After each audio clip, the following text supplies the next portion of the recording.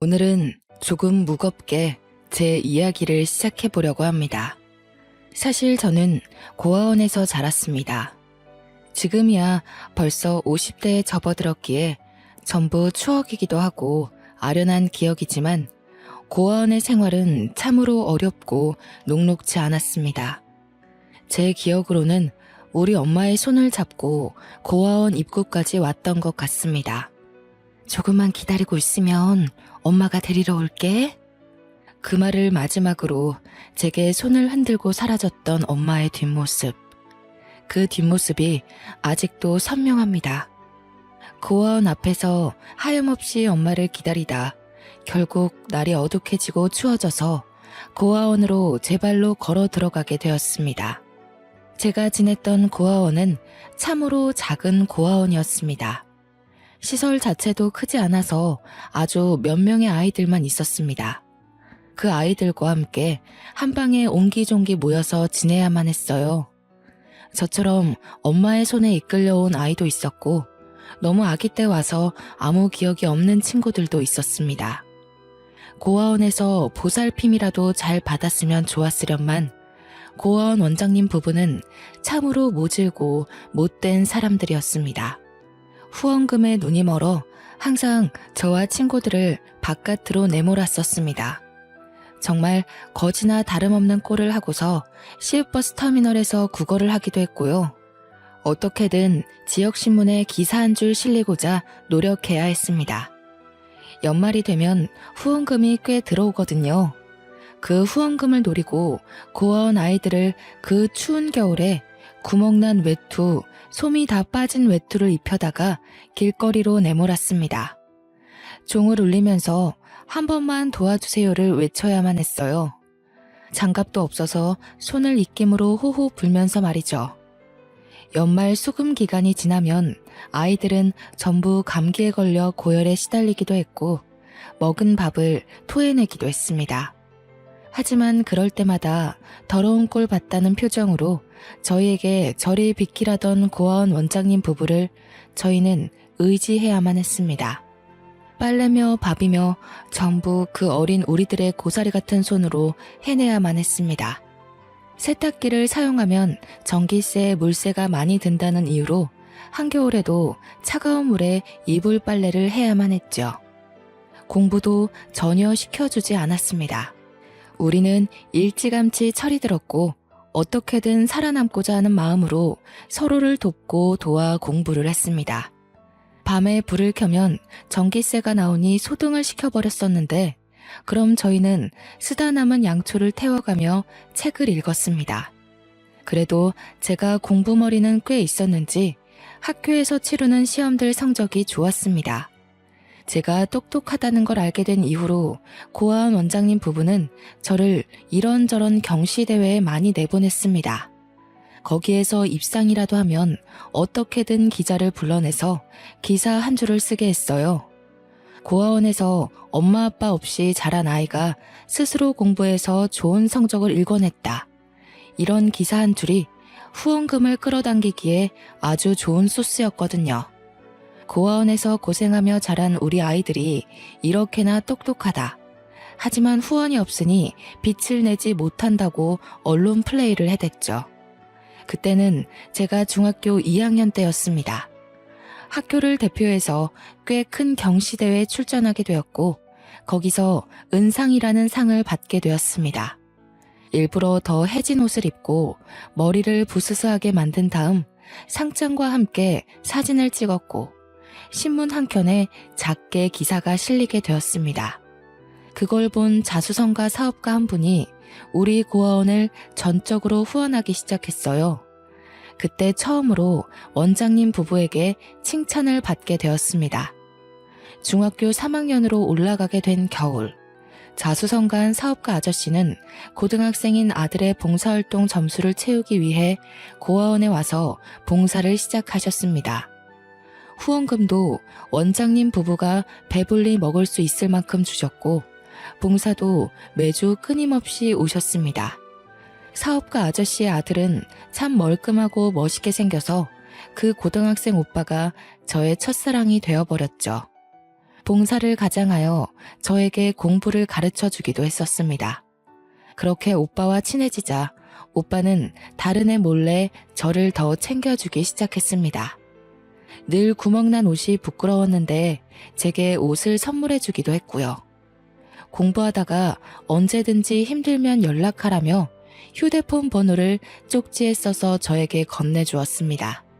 그 쪽지를 정말 보물처럼 생각하고 잘 접어서 제 지갑에 보관해뒀습니다. 그 오빠는 대학생이 되었음에도 여전히 봉사활동을 했고 저는 고등학생이 되어 더욱 열심히 공부를 시작했습니다. 오빠가 다닌다는 명문대학교에 저도 꼭 입학하고 싶었거든요. 하지만 제가 20살이 되자 더 이상 오빠를 볼 수 없게 되었습니다. 오빠는 유학을 가게 되었고 저는 사회에 뚝 떨어지게 되었거든요. 20살이 되면 고아원을 나가야만 했으니까요. 제가 고아원에서 나올 때 어린 동생들이 얼마나 눈에 밟히던지 정말 눈물바람으로 하루를 보냈습니다. 저를 엄마처럼 따르던 아이들을 등지고 나오려고 하니 그냥 고아원에서 무료 봉사를 하며 눌러붙을까 하는 마음까지 들더라고요. 하지만 그럴 순 없었습니다. 제가 자립을 하고 일을 해야지만 동생들에게 옷 한 벌이라도 선물해 줄 수 있었으니까요. 그때부터 저는 안 해본 일이 없을 정도로 노력을 했습니다. 그 오빠가 다니던 명문대학교에 합격은 했지만 등록금을 도저히 마련할 수 없어서 입학을 하지 못했습니다. 학교의 사정을 말하니 학자금 대출에 대한 이야기도 해주었지만 은행에서는 제게 학자금 대출을 해줄 수 없다고 하더군요. 저는 결국 학교에서 많은 배려를 해주어 휴학을 할 수 있게 되었습니다. 자립금으로 받은 200만 원은 큰 돈으로 보였지만 정말 푼돈이더라고요. 월세방 하나 얻을 수 없어서 창문도 없는 월 35만 원짜리 고시원을 얻었습니다. 저는 아르바이트며 공장이며 택배 상하차며 닥치는 대로 일을 했습니다. 그때까지도 지갑에는 보물처럼 오빠의 연락처가 남아 있었어요. 물론 유학을 갔으니 없는 번호라고 생각하고 그저 마음의 위안만 얻으려고 가지고 있었던 거였지만요. 1년쯤 그런 생활을 반복하자 아무리 끈질기게 살아남은 잡초 같은 저라고 하더라도 너무 지치고 힘들더라고요. 그래서 믿져야 본전이라는 생각으로 오빠의 연락처로 전화를 걸어보았습니다. 여보세요? 하는 소리가 들리는데 너무나도 익숙한 목소리더군요. 저는 아무 말도 하지 못하고 당황해서 하는 소리만 냈습니다. 그러자 오빠가 먼저 묻더라고요. 혹시 미나니? 왜 이제서야 연락을 했어? 한국에 오자마자 고아원에 갔더니 너는 이미 사회로 나갔다고 하고 너 연락처도 모른다고 하시고 내가 얼마나 걱정했는데. 저는 그 따뜻한 말에 눈물을 쏟아내고 말았습니다. 나를 버리고 간 엄마도 단 한 번도 나를 찾지 않았는데 저에게 온정을 베풀어준 사람이 저를 찾기까지 했다고 하니까요. 제가 울음을 터뜨리자 오빠는 당황했고 지금 어디냐고 얼굴 보고 만나서 이야기를 하자고 했습니다. 그래서 저는 오빠와 약속을 잡았고 약속 장소에 나가니 오빠와 아저씨도 나와 계시더라고요.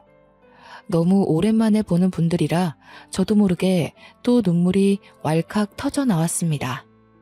저를 토닥여 주시더니 어찌 살아왔느냐고 물어보시더라고요. 저는 1년 동안 고생한 이야기와 대학 등록금이 없어서 휴학 중이라는 이야기까지 모조리 털어놓았습니다. 그래서 지금 고시원에서 살고 있으면서 택배 알바까지 하고 있다고? 제가 취직할 수 있는 회사가 몇 개 없어서요. 그런데 택배 회사는 돈도 많이 주거든요. 몸은 힘들지만. 그래도 학생이 공부를 해야지. 그렇게 일만 해서는 아무것도 안 돼. 2년까지 휴학할 수 있다고 하길래 내년까지만 더 고생해 보려고요. 등록금을 모아놔야 그래도 졸업까지 어느 정도 버틸 수 있을 것 같아요.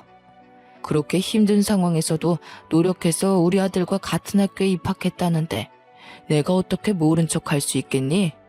그럼 이렇게 하자. 등록금을 내가 내줄 테니 다음 학기에는 학교에 다니는 걸로 하자. 저는 정말 새가 되어 날아갈 수 있을 것만큼 기뻤습니다. 아저씨는 아무 조건 없이 제 대학 등록금을 내주시기로 했고 나중에서야 그게 너무 죄송하다는 마음이 들었습니다. 하지만 오빠는 당연히 잘해서 주는 거라며 부담 갖지 말라고 했어요. 모아둔 돈은 학교 근처에 월세를 얻어서 살았으면 한다고 하셨지만 학교 근처에 집값이 꽤 비싸서 그럴 순 없겠더라고요. 저는 아저씨의 도움으로 대학에 등록을 했고 성적이 우수한 학생들에게만 준다는 성적 장학금을 받기 위해 노력했습니다. 물론 4년 내내 장학금을 받을 순 없었지만 그래도 중간에 여러 번 장학금을 받기도 했습니다. 제가 장학금을 받았으니 이번 등록금은 안 주셔도 된다고 말했지만 아저씨께서 비상금으로 가지고 있다가 생활비로 쓰라며 거절하셨어요. 넓은 마음에 또 한 번 감동을 받게 되었죠. 학교를 다니면서 과외 아르바이트 자리를 소개받아서 과외를 하고 장학금은 비상금으로 가지고 있고 대학생활 틈틈이 일일 아르바이트를 뛰기도 했습니다. 누구보다 시간을 쪼개어 쓰면서 바쁘게 살았고 등록금을 지원받은 이후로는 단 한 번의 휴학도 없이 학교를 졸업할 수 있게 되었습니다. 누구보다 치열하게 살았기 때문에 취업 전선에 뛰어드는 건 고민도 되지 않았습니다. 그런데 아저씨께서 제게 제안을 하시더라고요. 아저씨네 회사로 취직을 하는 게 어떻겠느냐 하셨어요. 솔직히 제 성적에 더 좋은 대기업으로 갈 수 있는 길이 열려있긴 했지만 그동안 받았던 은혜를 보답하고자 하는 마음도 있었기에 좋다고 했습니다. 아저씨는 대단한 영재가 입사하게 되었다면서 좋아하셨어요. 그렇게 신입사원의 명함을 달고 첫 직장에 받은 월급이 200만 원이 조금 넘었습니다. 통장에 떡하니 월급이라고 찍힌 금액을 보니 감동이 물밀듯 흘러왔습니다. 저는 그 길로 고아원 동생들에게 간식과 옷을 조금 사서 보냈고 남은 돈으로는 아저씨와 오빠에게 줄 작은 선물을 샀습니다. 오빠는 그 선물을 받고 자기도 취업 선물로 준비한 게 있다면서 제게 질 좋은 코트를 한 벌 선물해 주었어요. 저는 그 옷을 평생 보물로 생각하기로 했습니다. 올이 나갈까, 보풀이 생길까 아까워서 한 번도 입지 못하고 옷장에 고이 모셔놨죠. 저는 입사 2년 만에 고시원을 탈출해 원룸을 얻을 수 있었습니다. 삶의 여유가 조금 생기니 봉사활동도 다니기 시작했고요. 그런 저를 아저씨는 참 예쁘게 봐주셨고 오빠와의 사이도 돈독해졌습니다. 나 몰래 짝사랑하고 있었기에 오빠의 말 한마디에 설레고 가슴이 아릴 때도 있었지만 참으로 행복했어요. 그러다가 오빠에게 고백을 받게 되었습니다. 어릴 때부터 저를 지켜보고 있었다면서 저도 같은 마음 아니냐고 묻더라고요. 집안 차이가 확실하게 있었기 때문에 숨긴다고 숨겨왔는데 다 알고 있었나 봐요. 저는 솔직하게 제 마음을 털어놓았고 그렇게 연애를 시작하게 되었습니다. 얼마 지나지 않아 아저씨도 저희가 사귄다는 걸 알게 되었고 평생 함께할 마음이 있냐고 물어보시길래 고개를 끄덕이니 그럼 결혼을 하는 건 어떻겠냐 하셨습니다. 저는 결혼까진 생각해 본 적 없었던 터라 많이 당황했어요. 왜냐면 오빠네 집은 번듯한 사업가의 집안이었고 저는 고아원에서 부모도 없이 자란 아이였으니까요. 결혼에 대한 이야기가 나오자 저는 은근히 기대되는 마음과 이래서는 안 된다는 마음이 공존했어요. 그런데 그때쯤 저에게 모르는 번호로 연락이 오기 시작했고 그 연락은 바로 오빠네 어머님이셨습니다. 한번 만났으면 좋겠다는 이야기에 저는 마음을 굳게 먹고 어머님을 만나러 갔습니다. 각설하고 나는 이 결혼 찬성하지 않아요. 이유는 잘 알고 있겠지? 제가 자리에 앉자마자 본론부터 말씀하시더라고요. 저는 이렇게 대놓고 말씀하실 줄 몰라서 꿀먹은 벙어리처럼 아무 말도 하지 못하고 멍하니 있었습니다. 우리 아들 내가 정말 금이야 오기야 키웠어. 절대로 부족함 없이 공부시켰고 유학까지 갔다 온 아이야. 그런데 고작 만난다는 기집애가 고아원에서 자란 출신도 모르는 여자라니 가당키나 해? 죄송합니다. 우리 남편도 참 생각이 없지. 사업한다는 양반이 대단한 며느리를 볼 생각은 안 하고 우리 집안 남자들이 마음을 굽힐 것 같지 않으니 그쪽이 먼저 정리해줬으면 좋겠는데. 하지만 저 정말 오빠를 사랑해요. 제가 사랑한다고 이야기하자 어머님께서는 이를 악물고 제 뺨을 치셨어요. 카페에 짝 소리가 울려 퍼지고 사람들의 이목이 집중되자 제 몸은 자연스레 움츠러들고 말았습니다. 순간 수치심과 억울함에 눈물이 줄줄 흐르더라고요. 부모 없이 자란 게 제가 원해서 된 일도 아니잖아요. 콩부머리는 꽤 똑똑하다고 들었는데 그래서 이렇게 미련스럽게 구는 건가? 우리 아들 잡아서 한몫 건져보려고? 내가 돈이라도 줘야 떨어져 나갈 거야? 돈 필요 없어요. 그냥 오빠를 너무 사랑해서. 돈도 필요 없다는 게 그렇게 대학 등록금까지 아득바득 챙겨갔니? 내가 불쌍한 애라고 도와준다길래 허락한 건데 며느리 자리까지 넘보는 건 선 넘었지. 저는 아무 말도 할 수 없었습니다. 따지고 보면 틀린 말도 아니었어요. 물론 오빠에 대한 저의 사랑은 순수한 거였지만 어머님께서 보시기엔 순수하지만은 않을 것 같았죠. 그날 그런 만남을 뒤로하고 집으로 돌아왔는데 예고도 없이 오빠가 집으로 찾아왔습니다. 오늘 우리 어머니 만났다면서 왜 말도 안 하고 그런 자리에 나갔어? 오빠의 반응을 보니 이미 어머니께서 반대하고 있다는 걸 알고 있는 눈치였습니다. 저만 모르고 있었다는 사실이 또 한 번 가슴을 후벼 파더라고요.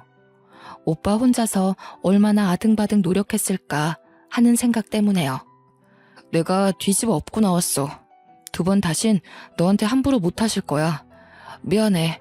이런 일을 겪게 해서. 제가 뺨을 맞았다는 것까지 알았는지 오빠는 제 얼굴을 문질러주며 꼭 결혼하자고 말해주었습니다. 어떤 반발심에서 나온 건지 모르겠지만 저는 고개를 끄덕였습니다. 그 뒤로부턴 일사천리였어요. 오빠는 어머님의 반대를 무릅쓰고 결혼 준비를 강행했고 시아버지가 될 아저씨도 제 편에 서주셨습니다. 결혼을 준비하는 동안 단 한 번도 시어머니의 모습을 볼 수 없었지만 그래도 행복했어요. 고아원에서 자라 제대로 된 가족도 없이 자랐는데 결혼만 하면 온전한 제 가족이 생긴다는 느낌을 받았기 때문이었습니다. 결국 시어머니와는 대화 한 번 하지 못한 채 결혼을 하게 되었습니다. 식장에서 손을 잡아줄 아버지가 계시지 않았기 때문에 남편의 손을 잡고 버진로드를 걸었어요.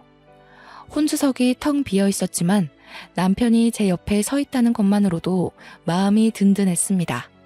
그렇게 어영부영 마련한 신혼집에 들어가 신혼생활을 시작한 지 얼마 되지 않아 악재가 겹치기 시작했습니다. 시아버지께서 갑자기 쓰러지신 거예요.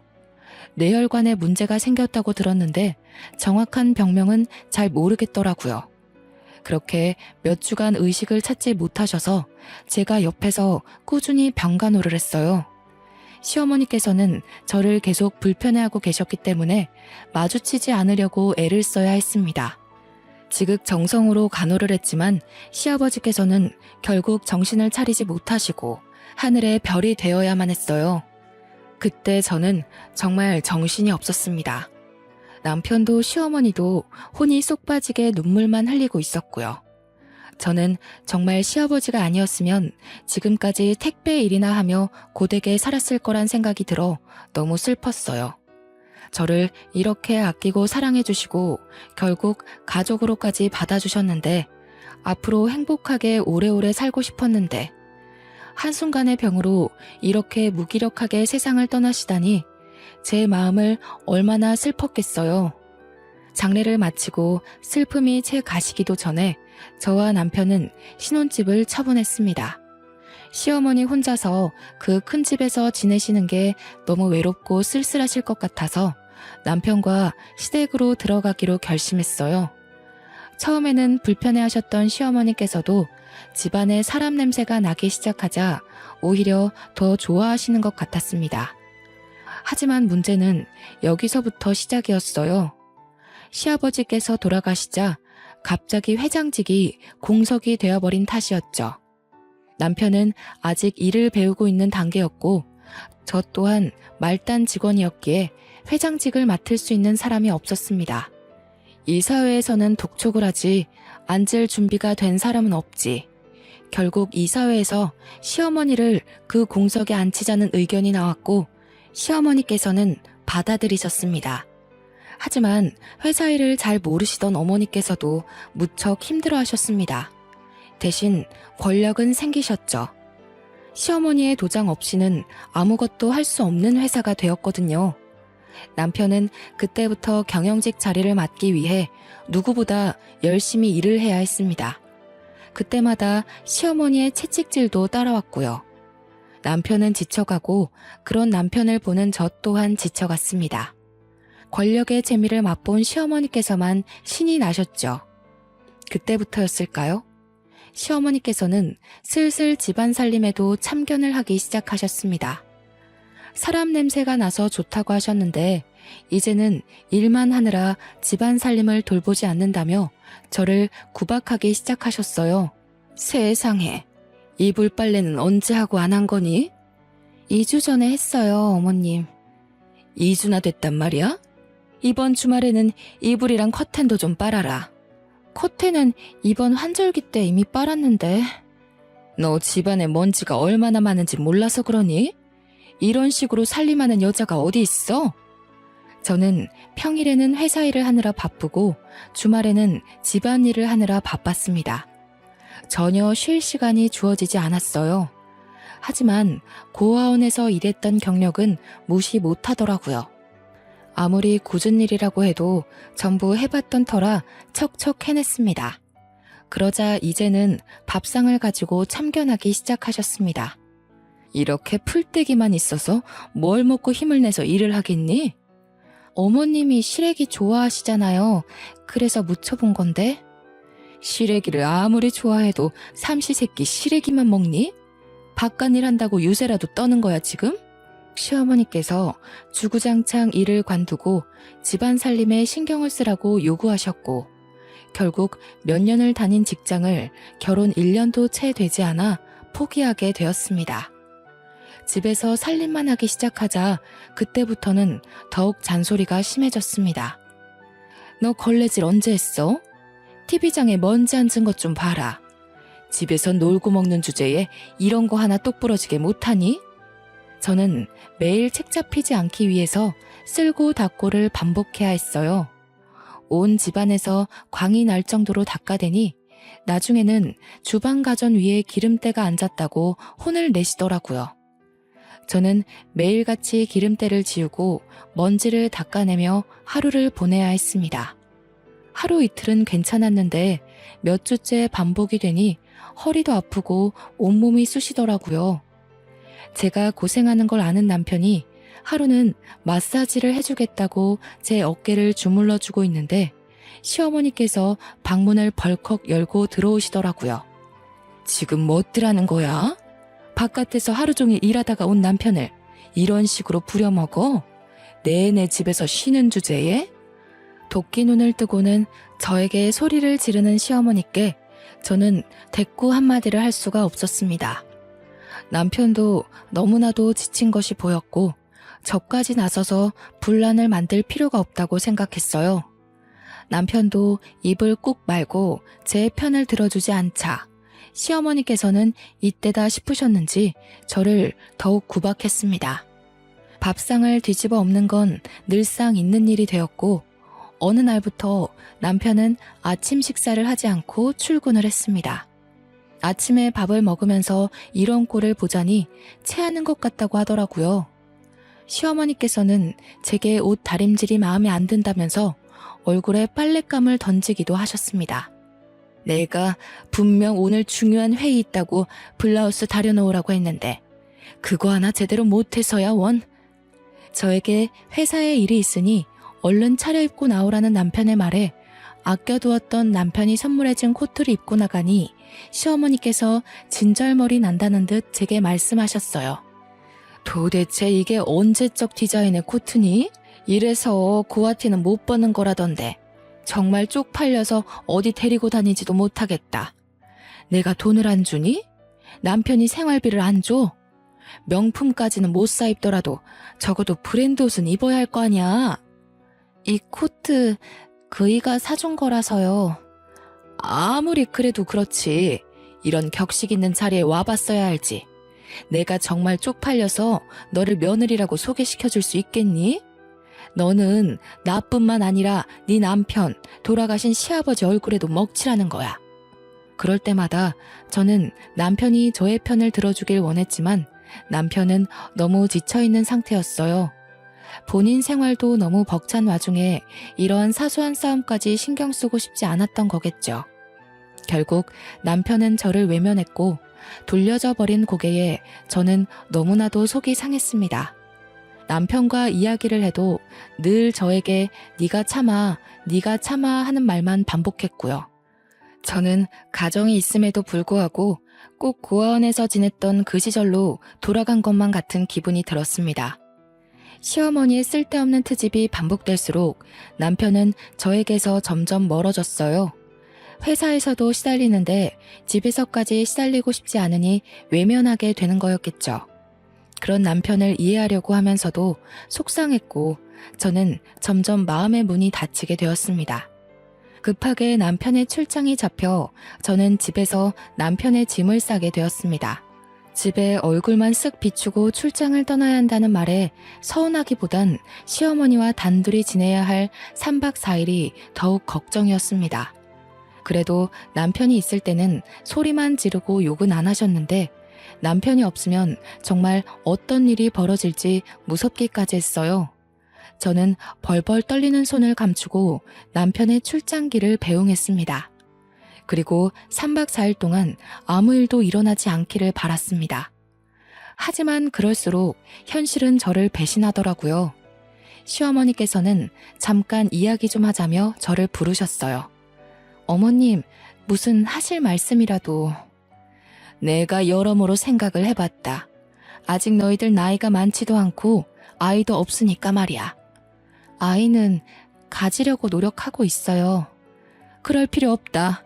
내가 매정하다 느낄지도 모르겠지만 지금 우리 회사는 안정기에 접어들기 직전이야. 그렇게 회장님 떠나시고 많이 힘들었다는 거 알고 있지? 네, 그이도 갑작스럽게 벌어진 일이라 정말 많이 힘들어했죠. 우리는 단단한 사돈이 필요해. 너처럼 몸뚱아리 하나 있는 며느리가 아니라 뒤를 받쳐줄 든든한 처가가 필요하다고. 그러니 이쯤에서 결혼놀이는 집어치우고 이혼했으면 한다. 이혼이라고요? 절대 안 돼요, 어머님. 저 그이 없으면 못 살아요. 내가 너 이렇게 나올 줄 알았어.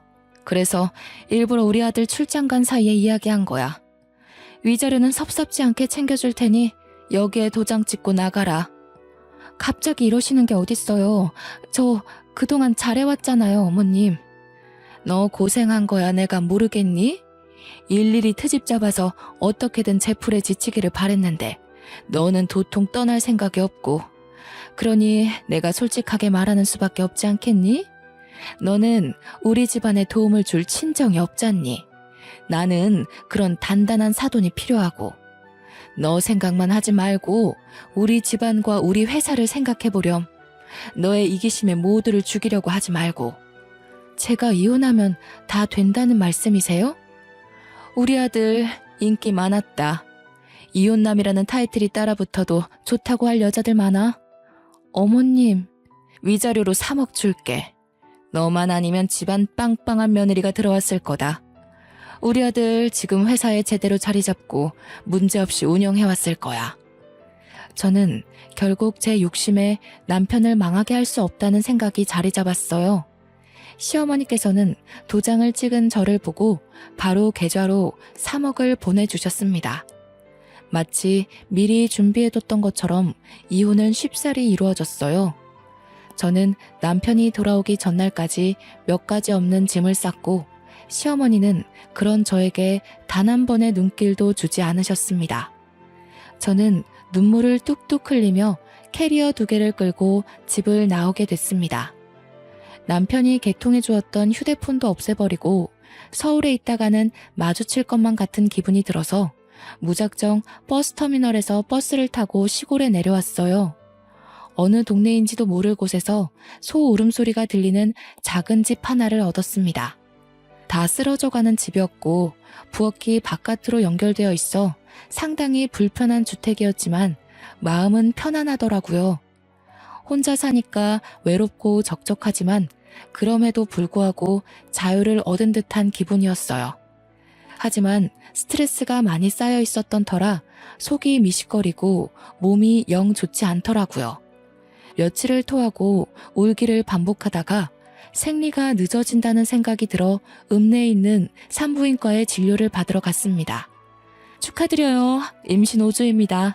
아직 안정기는 아니니까 조심하시고요. 12주에 간단한 검사들 하러 내원하시면 됩니다. 제가 임신한 사실을 시댁에 알려야 하나 고민을 했지만 어차피 짐받게 되지 않거나 아니면 아이만 빼앗길 것 같다는 두려움에 비밀로 묻어두기로 했습니다. 이혼했으니까 제 호적에 두고 혼자 잘 키우면 되겠지 하는 생각이 들었어요. 아이까지 빼앗기면 저는 정말 삶의 이유를 찾을 수 없을 것 같았거든요. 가족을 버리니 제 핏줄이 닿는 가족이 생겼습니다.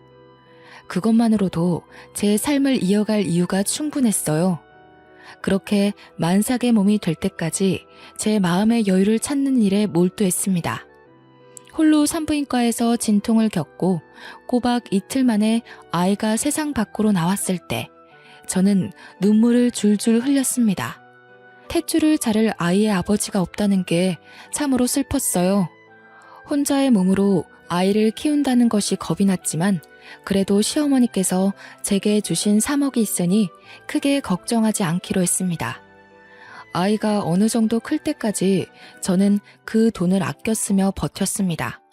시골집이라고 해봐야 전세 7천만 원 정도였던 터라 3억 중 남은 돈이 꽤 되었지만 아이에게 드는 돈이 무시 못할 정도더라고요. 더 이상 돈만 까먹고 지낼 수 없다는 생각에 주변에 소일거리를 찾아서 농사도 도와드리고 했어요. 아이가 5살이 되었을 때 제 수중에 남아있는 돈은 1억 7천 정도였습니다. 저는 더 이상 이 시골에서 아이를 키울 수 없다는 생각이 들어 정들었던 동네를 떠나 서울에서 장사를 시작하기로 마음을 먹었습니다.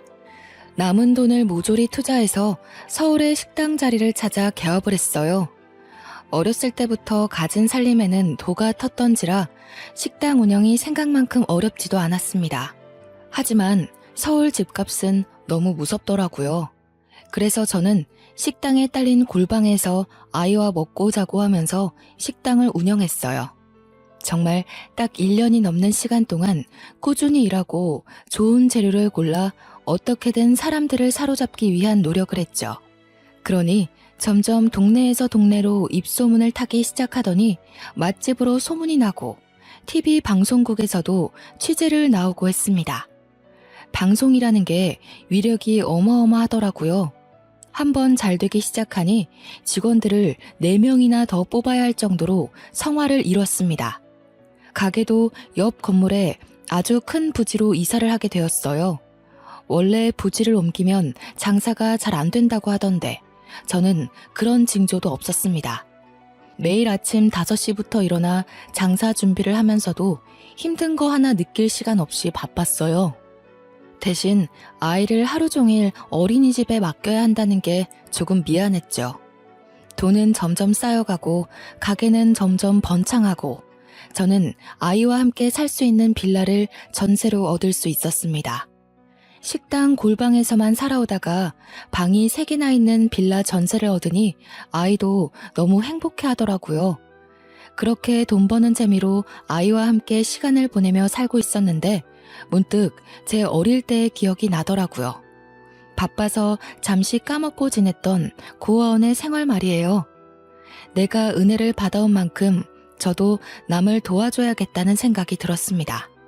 시아버지와 남편이 저와 고아원 동생들에게 그랬던 것처럼 저도 남을 위해 봉사하고 나누고 싶어졌어요. 우리 아이가 비록 아빠 없이 자라고 있지만 절대 부족함 느끼지 않게 제가 2배, 3배 채우는 것처럼 남들에게도 그렇게 하고 싶었습니다. 그래서 저는 그때부터 주마다 고아원과 노숙자 센터, 미혼모 센터를 돌면서 봉사활동을 시작했습니다. 요리에는 자신이 있었기 때문에 주로 무료급식 봉사를 했어요. 고아원에 가서는 아이들이 좋아하는 치킨이나 떡볶이를 만들어서 봉사를 했고, 미혼모 센터에서는 미역국을 끓였습니다. 평일 내내 일하고 주말에도 봉사를 하면서 몸은 힘들었지만 마음만큼은 부자가 된 듯 했어요. 틈틈이 큰 금액은 아니지만 무리가 가질 않을 만큼의 기부활동도 했습니다. 그런 저의 모습을 보며 아이도 봉사활동에 참여를 했어요. 고작 초등학교에 갓 입학한 아이였지만 저와 봉사를 다니며 남을 위하는 행동과 마음가짐을 갖게 되었죠. 저 아이는 참으로 행복했습니다. 그러던 어느 날 제가 서울역에 무료 급식소 봉사를 나간 날이었습니다. 어느 때와 다름없이 줄을 서 있는 노숙자들에게 밥을 퍼서 주고 있었는데 제 앞에 우뚝 서서 시래기 반찬을 더 달라고 말하는 할머니 노숙자의 목소리가 귀에 익더라고요. 고개를 빼꼼 내밀어 얼굴을 확인하니 충격적이게도 저를 내쫓으셨던 전 시어머니였습니다. 어머님? 저를 보고는 벌벌 손을 떨기 시작하는데 제가 너무 놀래서 여기서 뭐 하시냐 물어보니 입을 열지 못하시더라고요. 일단 줄이 밀려있던 터라 자리를 잡고 앉아 계시라고 말한 뒤 다른 봉사자에게 잠시 자리를 비운다고 말하고는 어머님이 앉아 계신 자리로 갔습니다. 제가 오든 말든 상관도 안 하시고 앉아서 밥을 허겁지겁 먹고 계시더라고요. 손톱에는 검은 때가 잔뜩 끼어 있고 언제 씻은 건지 가늠도 되지 않게 냄새까지 고약했습니다. 식사를 마칠 때까지 기다리니 그제서야 얼굴을 들어 제 얼굴을 보고는 눈물을 흘리시더군요. 여기서 뭐 하세요? 왜 이런 모습으로? 내가 천벌을 받은 게지. 천벌을 받은 게야. 그때부터 울면서 이야기를 시작하시는데 저는 정말 상상도 못했던 일들을 겪으셨더라고요.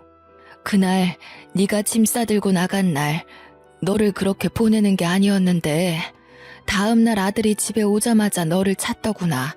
나는 이혼 서류를 보여주고 네가 이것만 남기고 집을 떠났다고 했어. 처음에는 전혀 믿질 않더구나. 너에게 전화를 걸었는데 없는 번호로 나오니까 그때부터 애가 실성한 사람처럼 너를 찾기 시작하는데 네가 살았던 고아원에서 몇 날 며칠을 밤을 새우고 돌아오기도 하고 너를 찾겠다고 전국을 이잡듯이 뒤지더라. 근데 어디로 숨었는지 아주 꼭꼭 잘도 숨었대. 혹시라도 마주치면 마음이 바뀔까봐 시골에 집을 얻어 죽은 듯이 살았어요. 그래, 그랬겠지. 내가 오죽 모질게 굴었니. 그 뒤로 우리 아들은 술독에 빠져 살았단다. 매일 술만 먹고 회사 출근도 안 했지. 그것까진 괜찮았는데 문제는 회사 어음이 터지면서였어. 경영이라고는 하나도 몰랐던 내가 권력만 쥐고 있으니 해결이 되었겠니? 아들은 회사 일에서 완전히 손을 놓았지. 나는 어음을 막으려고 집도 팔고 차도 팔았지. 그런데도 결국 수습이 안 돼서 회사는 넘어가게 되고 나는 빈털터리가 되었단다.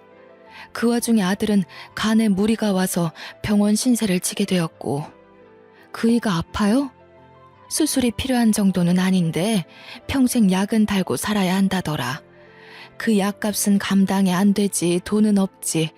결국 얻어놨던 전세까지 모두 처분해서 아들을 요양병원에 밀어넣고 나는 이런 신세가 되었어. 결국 나이 60대 후반에 노숙자의 길을 걷게 된 것이었습니다. 저는 어머님께 이 자리에서 기다리라고 말씀드린 뒤 봉사자들에게 사정을 설명하고 중간에 어머님을 모시고 나왔습니다. 비록 저에게 모질게 굴었던 어머님이지만 차마 잘 됐다고 조롱할 수 없겠더라고요. 그대로 목욕탕으로 모시고 가서 묵은 때를 전부 벗겨드렸습니다. 그리고는 우리 집으로 모시고 가서 이부자리를 깔아드렸어요. 학원에 갔다가 집으로 돌아온 우리 딸을 보고서는 어머니께서 까무러칠 듯 놀라셨습니다. 엄마, 누구셔? 인사드려야지. 할머니야. 아이고, 내가 너무 못됐다. 내가 너무 잘못했어. 임신한 줄도 모르고, 우리 손녀딸이 있는지도 모르고.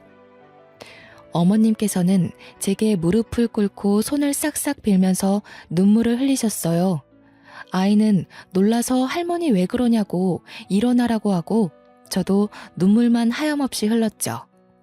여자 혼자서 아이를 키우며 당했던 조롱이며 고통이 고스란히 떠올랐던 터였습니다. 저는 용서는 쉽게 할 수 없겠다고 했지만서도 어머님이 집에서 편안하게 지내실 수 있도록 도와드렸어요. 다음날 어머님과 아이의 손을 붙잡고 남편이 입원해 있다는 요양병원으로 갔습니다. 병실 문을 열자 창밖만 하염없이 바라보고 있는 남편의 뒷모습이 보이더라고요. 뒷모습이 너무나도 쓸쓸했지만 오랜 시간 사랑했던 그 오빠의 모습 그대로를 간직하고 있었습니다. 민주야, 저분이 민주 아빠야. 얼른 아빠 하고 달려가봐. 아빠? 남편은 달려오는 딸아이를 보고 눈이 휘둥그레 커졌습니다. 그리고 저를 한번 보고 딸아이를 한번 보고 그렇게 몇 번을 번갈아 보더니 오열을 하더라고요. 차마 소중한 딸을 끌어안지도 못한 채 허리춤에 매달리는 딸의 머리만 쓰다듬으면서요. 나에게 딸이 있었다니 이 소중한 존재도 모르고 여보, 내가 정말 잘못했어. 그렇게 당신이 힘들 때 나 힘들다고 외면하고 무시했던 게 정말 아직까지 가슴에 응어리로 남아있어. 오직 힘들었으면 그 여리고 착한 당신이 나를 떠났을까 싶어서 다 내 잘못 같았고. 눈물을 줄줄 흘리면서 저에게 미안하다고 가까이 와달라고 손짓을 하는데 시어머니께서 슬쩍 제 등을 떠미시더라고요. 그렇게 한 걸음 한 걸음 다가가는데 시야가 뿌옇게 변했습니다. 저도 모르는 사이에 눈물이 흐르고 있었던 거예요. 제가 우니 아이도 울고 남편 시어머니 할 것 없이 눈물바다를 이뤘습니다. 한참을 울고 회진을 돌던 의사의 말을 들어보니 치료는 꾸준히 해야 하나 수술할 정도는 아니라고 하시더라고요. 재산을 전부 처분했던 터라 오갈 곳 없는 남편과 시어머니를 저희 집으로 모시게 되었습니다. 남편도 집이 없어서 요양병원에 입원했던 거였기에 통원 치료를 약속하고는 집으로 돌아왔어요. 시어머니께서는 다음 날부터 저를 도와 식당에 출근을 시작하셨습니다. 저는 몇 번이고 고된 일이라며 말렸지만 일을 하시겠다며 빚을 갚겠다는 어머님을 말릴 수가 없었어요. 남편은 꾸준한 통원 치료와 본인의 의지로 지금까지 탈없이 잘 이겨내고 있습니다. 아직 몸은 많이 약해져 있지만 충분히 이겨낼 수 있을 거라고 믿고 있어요. 지금은 딸아이와 온 가족이 함께 행복하게 살고 있습니다. 돌고 돌았지만 결국 한 가족이 되었습니다. 앞으로는 찢어지지 않고 영원히 함께 할 거예요. 길었던 제 인생 이야기 들어주셔서 감사합니다.